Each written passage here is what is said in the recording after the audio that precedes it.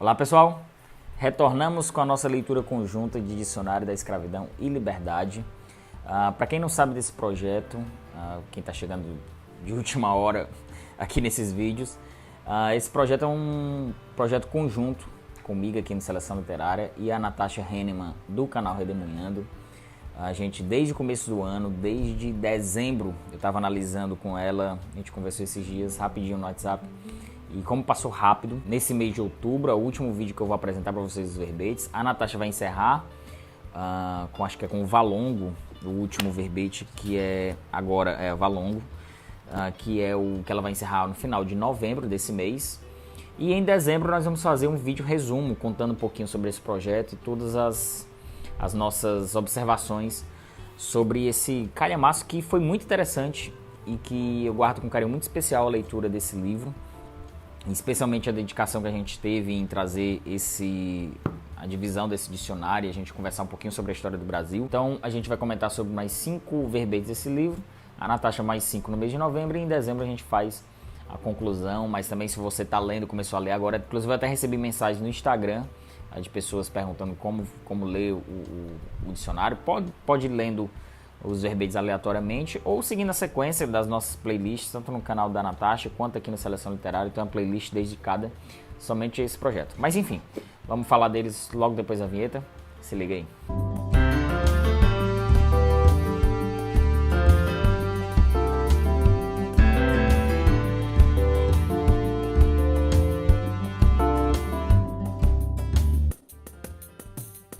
Bom pessoal, já vou pedindo para você dar o like nesse vídeo, inscrever-se no canal se ainda não estiver inscrito e participa aqui do nosso projeto de arrecadação de fundos, de recursos para instituições de educação, em libras, em literatura, em artes em geral. O link está aqui embaixo, você pode fazer sua doação a partir de R$1 por mês, através do seu cartão de crédito, por exemplo. Então nunca é demais eu reforçar esse pedido, falar com vocês sobre isso, participem, isso é muito importante. Todos os meses nós vamos ficar arrecadando fundos e fazendo essas doações. Você não sabe exatamente do que eu estou falando, então clica aqui nos links aqui embaixo para conhecer esse projeto aqui no Seleção Literária.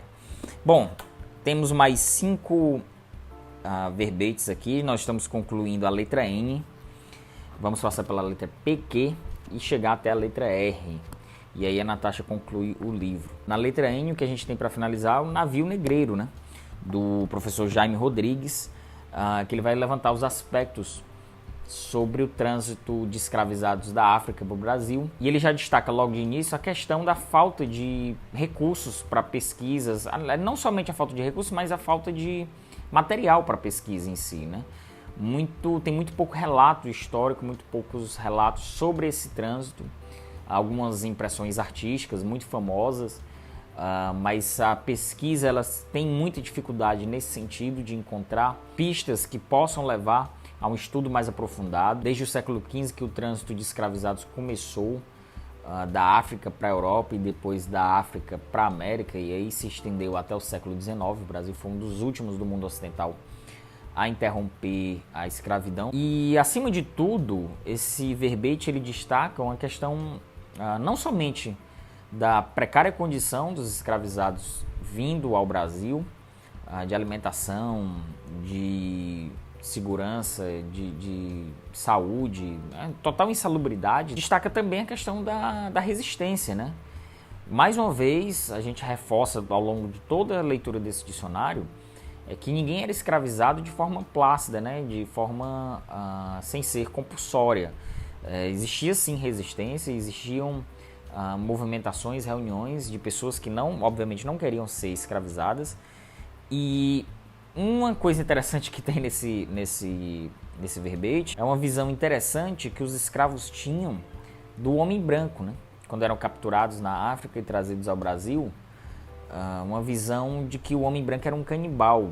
Tamanha era a crueldade que eram impostas a outros seres humanos dentro de condições totalmente subhumanas. E é importante a gente reforçar essa visão, porque a gente tira um pouco a visão somente do homem branco, né? Que a história muitas vezes destaca, especialmente a história do Brasil, e dá uma visão humana, óbvia, aos escravizados também. Eu achei muito interessante esse verbete nesse sentido. E obviamente também não poderia deixar de citar, pelo menos destacar aqui rapidamente, o poema do Castro Alves, O Navio Negreiro, de 1869, que é um destaque também interessante de como a literatura pode escrever sobre o seu tempo, de como a literatura pode destacar a sua época.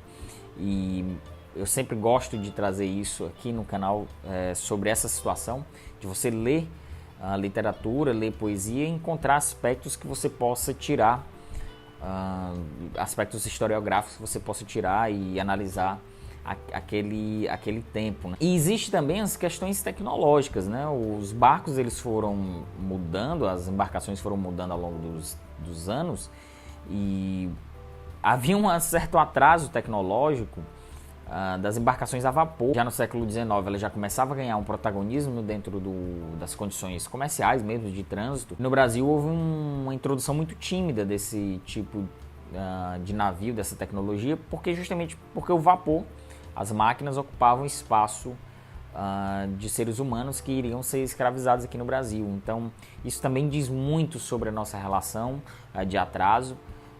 Sempre destaco que a gente mesmo em 2019 no Brasil, que a gente começa a discutir várias questões avançadas, ditas avançadas, a gente ainda no Brasil precisa recuar muito e destacar e discutir e debater sobre racismo, sobre fome, sobre uma série de condições que nós ainda não superamos, né? E a questão tecnológica também não deixa de ser um atraso. Achei interessante essa citação nesse verbete. E aí, na letra P, dando sequência aqui, existem dois verbetes, que é o Pós-Abolição, o Dia Seguinte, do Walter Fraga, e Processos Políticos da Abolição, da Ângela Alonso. São dois verbetes interessantes porque eles são complementares. O Pós-Abolição, o Dia Seguinte, ele destaca as movimentações de rua, né? Eu achei interessante porque a gente tem uma visão, por exemplo, de momentos históricos importantes no Brasil. Os mais recentes a gente pode destacar diretas já de 84, a Constituição, a comemoração de 88 da nova Constituição. Então é comum a gente ver vídeos históricos de reportagens, muita gente na rua, muita gente comemorando. E naquele 13 de maio de 88, há 131 anos atrás, existia esse movimento também, né? A gente desconhece um pouco sobre essa vibração, sobre esses movimentos de rua. E esse verbete ele destaca esse momento, essa euforia que aconteceu no Brasil. Claro, é um momento de comemoração, tudo, mas a gente tem que analisar, inclusive, sobre esses aspectos oficiais, institucionais, todas essas questões que foram levadas à abolição dos escravos. A notícia se espalhou, havia telégrafos para capitais de outras províncias, então a euforia que foi tendo nas ruas do Rio de Janeiro foi se replicando em outras capitais, Recife, Salvador, no sul do país. Mas, obviamente, os movimentos contra essa abolição não festejaram, né? As elites, os fazendeiros, por exemplo, alertaram a sociedade muito falsamente de que isso era um problema muito perigoso para o Brasil, não tinha nada que se destacar, que se comemorar isso. Não muito diferente do que a gente vê em 2019, né? A gente sempre encontra situações de muito tolimento sobre qualquer avanço sobre esse racismo histórico que nós temos. Um exemplo muito claro são as cotas, né? Dificilmente as classes mais abastadas aceitam o ingresso de negros dentro das universidades públicas, por exemplo. Essa é uma política muito combatida, que até hoje esse avanço ele é muito combatido pelas elites. E naquela época, especialmente, mais ainda, se tomava esse tipo de ilação em relação a esses movimentos abolicionistas. Então havia uma ameaça, eles consideravam que havia uma ameaça muito grande. E isso também diz muito sobre a própria questão da política, né? Sobre os movimentos, que aí vem um complemento dos processos políticos da abolição, que é o verbete seguinte, da Ângela Alonso. Nós temos um atraso muito grande em relação ao que se faz oficialmente e o que se de fato tem de justiça social. E esses dois verbetes eles destacam isso. Nesses processos políticos que começaram na primeira metade do século XIX, só foi culminar de fato na abolição no final do século, faltando 12 anos ali para já chegar no século XX. Então, existe toda essa lentidão, toda essa negociação. E esse verbete, Processos Políticos da Abolição, ele destaca 3 pontos importantes, 3 visões, assim, 3 segmentos sociais muito importantes, que são os ativismos civis, por exemplo, de ruas, de movimentação, de jornais, de imprensa, na luta abolicionista, as instituições políticas, como forma de criação de leis, lei do ventre livre, lei dos sexagenários, toda a movimentação da década de 60 até do final da década de 80, aliás, até antes, né? O próprio 1800, meados de 1800 do século 30, da década de 30, perdão, já o fim do tráfico, né? Foi proibido vir pessoas da África escravizadas. Então, a gente tem um processo muito longo no Brasil até culminar de fato nessa abolição. E o terceiro aspecto são os espaços públicos, né? A tomada dos espaços públicos na luta abolicionista.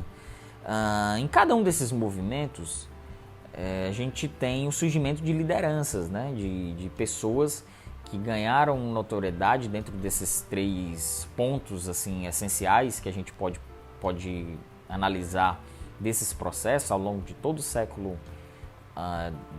XIX. Por exemplo, o jornalista José do Patrocínio, o advogado Luiz Gama, o Joaquim Nabuco, político. Então, todos dentro cada um desses seus movimentos, seja nos espaços públicos, seja no ambiente legislativo, em instituições políticas, seja nas questões de direito mesmo, direito civil, cada um desses personagens, vários personagens foram aparecendo e ganhando destaque dentro da história do Brasil. E aí o governo foi muito lento em todo esse processo, né? E isso vai perdendo apoio popular, né? O apoio popular ele vai ganhando uma crescente, enquanto o governo vai em outra velocidade e acaba nem agradando nem um lado nem o outro. E esse é um ponto importante no entendimento desses 2 verbetes. A gente tem uma visão institucional muitas vezes deturpada, por exemplo. Eu comecei a pensar além desses verbetes e comecei a analisar, por exemplo, 2 símbolos muito importantes no Brasil, que são os hinos, por exemplo, o hino da independência e o hino nacional, né? A gente tem um trecho, eu até fui ler a letra, por exemplo, paz no futuro e glória no passado no hino nacional. Eu não sei exatamente, olhando toda essa conturbação, desobediência civil por parte dos abolicionistas, que planejavam fugas dos escravizados. Eu não sei que paz no futuro e glória no passado exatamente é essa. E outro trecho no hino da independência de 1822, o brava gente brasileira longe vá temor servil, né? E isso bem antes, 64 anos, 66 anos antes da abolição dos escravos. Longe vá temor servil. Então a gente vai crescendo, repetindo essa história oficial e muitas vezes vai esquecendo as minorias importantes, características importantes de cada uma dessas lutas, né? Inclusive aqui na página 364, a autora destaca exatamente isso. No último parágrafo ela pontua o seguinte: foi uma solução de compromisso. Os abolicionistas aprovaram sua demanda central, abolição sem indenização. Mas os escravistas garantiram que a lei viesse sem direitos para os libertos e sem a pequena propriedade, os outros pés da democracia rural. Final melancólico para uma campanha de 2 décadas que envolveu milhares de pessoas, entre homens e mulheres, brancos e negros, e constituiu o primeiro movimento social nacional no Brasil.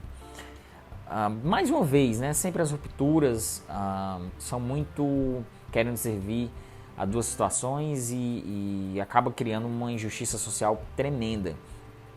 Um exemplo muito claro recente foi o que aconteceu em 88, né? A Constituição de 88, pós-ditadura militar, ela tinha a obrigação de ter feito justiça com torturadores, por exemplo, de ter aplicado rigor na lei sobre militares torturadores. E aí acabou o regime, então o que ficou para trás, fica para trás, as cicatrizes dos torturados, cada um carregue por si, que o Estado brasileiro ele simplesmente não vai fazer nada. E esse é um exemplo muito claro sobre a abolição. No momento de que você aplica a abolição, e dá garantias sociais a essas pessoas que foram escravizadas, você coloca você pratica justiça social, né? E infelizmente no Brasil não foi o que aconteceu. O quarto verbete, quilombos remanescentes de quilombos, do Flávio Santos Gomes, que é um dos organizadores aqui do dicionário. Ele inclusive tem um livro, Mucambos e Quilombos, uma história do campesinato negro no Brasil. Ele estudou e analisa essas questões da formação dos quilombos, é exatamente isso que ele traz aqui. A vida no quilombo, os aspectos políticos, econômicos, como os quilombos sobreviviam, como resistiam, como se formavam. Nesse verbete ele também traz a questão da história do próprio Palmares, né? O maior e mais famoso dos quilombos. Todas as crises, o Palmares tem uma história de muitos anos, então foi liderado por muitas pessoas. O seu maior líder mais conhecido é o Zumbi, que numa dessas crises ascendeu a liderança desse quilombo. Então ele adentra um pouco mais. Fiquei com vontade de conhecer mais sobre a história do Zumbi. Mas acima de tudo é interessante a gente observar como é difícil a gente classificar os quilombos, né? A gente tem uns aspectos muito diversos de cada um. Por exemplo, eu não sabia que existiam quilombos itinerantes que ficavam se mudando de posição geográfica de acordo com determinadas situações de perseguição dos fazendeiros, do Estado. Não necessariamente se colocavam no local e ali se estabeleciam. Muitas vezes eles tinham que se evadir do local porque já estavam ali sendo perseguidos novamente. Existia uma comunicação entre propriedades que tinham senzalas, tinham escravos e outros que estavam sendo libertos. Então existia essa ajuda e essa movimentação entre eles. O verbete ele adentra todas as questões dos mucambos e quilombos, especialmente sob o ponto de vista de sobrevivência, de resistência mesmo, como se criavam mecanismos, artimanhas mesmo de sobrevivência. É interessante a gente analisar sob esse ponto de vista. Mais uma vez, a gente tem muito uma história oficial que não analisa pequenos detalhes que são importantíssimos para a gente entender a história do Brasil, de pequenos grupos, de pequenas reuniões de pessoas. E por fim, o verbete Religiosidades, do Luiz Nicolau Parés, traz mesmo a questão de rituais africanos que vieram para o Brasil, por exemplo, da formação de uma cultura religiosa dentro do Brasil, de uma matriz africana. Isso é muito interessante analisar. Nesse verbete eu tive uma certa dificuldade de entender e compreender alguns aspectos da formação dessa religião. Realmente eu não compreendo muito sobre religiões em geral, mas é interessante a gente observar como essas religiões não vinham carregadas de um dogma, de uma, vamos dizer assim, de uma doutrina, e elas foram criando uma identidade, pegando através da questão de sobrevivência mesmo, de adaptação, pontos interessantes, seja sob o ponto de vista geográfico, de diversidade mesmo. Uma matriz africana não necessariamente era a mesma que se praticava em outra parte do país, em outra parte da África, por exemplo. Eu até destaquei aqui um parágrafo aqui que diz assim, as religiões autóctones africanas não possuem um dogma ou doutrina. Ninguém prescreve aquilo em que uma pessoa deve acreditar, e a afiliação a elas se baseia, sobretudo, na participação ritual mediada pela experiência corporal. O caráter não dogmático e a orientação para a ação, combinadas com a flexibilidade para integrar elementos alheios e reinterpretá-los a partir de velhos padrões, resultaram num pluralismo religioso de extraordinário ecletismo. Tal combinação de fatores foi talvez a principal continuidade cultural que os africanos trouxeram do seu continente e que permitiu a síntese criativa ocorrida na diáspora. Nesse sentido, as religiões africanas e afro-americanas não são tradicionais. Isso, se tradicional, implicar ausência de mudança e movimento.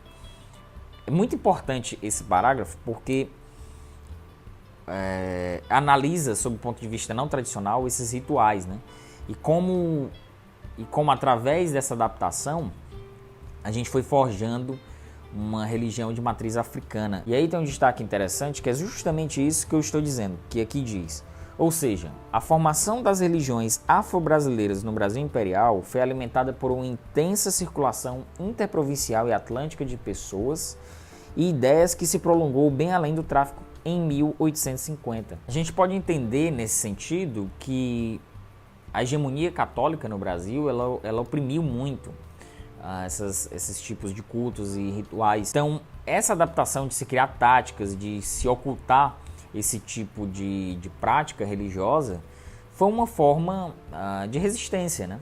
Mais uma vez, todos os verbetes que a gente já leu ao longo desse ano, eles sempre tratam sobre isso, né? Sobre formas de adaptações, formas de resistência, formas de se encontrar, uma forma de sobreviver. Então é importante para a gente entender a formação de uma sociedade, a formação de um espaço, através dessas pequenas e pouco destacadas resistências dentro da nossa história. E é inevitável a gente não fazer uma análise do que a gente tem hoje, né? Hoje em dia na nossa sociedade. A gente, mais uma vez, tem dificuldade de aprender com a nossa história.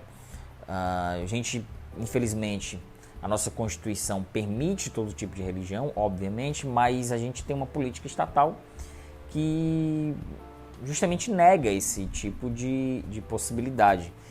E há um fundamentalismo cristão, vamos dizer assim, em crescente na nossa sociedade e que é muito perigoso a gente impor religião às pessoas. Enfim, isso a história já mostrou. A gente insiste em repetir certos erros. A história já mostrou em muitos exemplos, em muitos fatos, mas a gente insiste em alguns exemplos e, de certa forma, um dos nossos papéis aqui, querendo ou não, não diria de educar, mas a gente com um projeto como esse, a gente abre a mente para uma análise historiográfica muito mais precisa, né? A gente foge somente de uma visão muito clássica que a gente tem para a gente analisar as pequenas situações, minorias, territórios, espaços, políticas, ativismos, resistências. Então é muito importante, sempre muito importante a leitura de cada um desses verbetes que a gente vem analisando ao longo desse ano. Assim a gente encerra aqui a análise aqui no Seleção Literária. A Natasha vai encerrar os próximos 5, deixa eu até já adiantar para vocês os próximos 5, que é Retornados Africanos, Revoltas Escravas, mais uma vez já os aspectos de resistência, como sempre, Teorias Raciais, Trabalhadores Livres e Escravos e, por fim, Valongo. A gente encerra toda a nossa leitura desse livro e em dezembro a gente se reúne para a gente falar sobre as nossas análises, percepções, quase como um resumo de todo esse projeto, o projeto mais longo que eu já fiz aqui no canal. Quase não, um ano de leitura do livro, foi muito bom, muito importante e que a gente vai comentar ainda muito mais sobre isso, dar continuidade a esse projeto de observação da nossa história, muitas vezes ainda por aqui e obviamente lá no Redemoinhando, que a Natasha sempre traz, é historiadora e sempre traz muitos livros importantes lá no canal dela sobre história do Brasil, literatura, enfim. Acompanhem lá, acompanhem aqui e é isso aí. Valeu, tchau.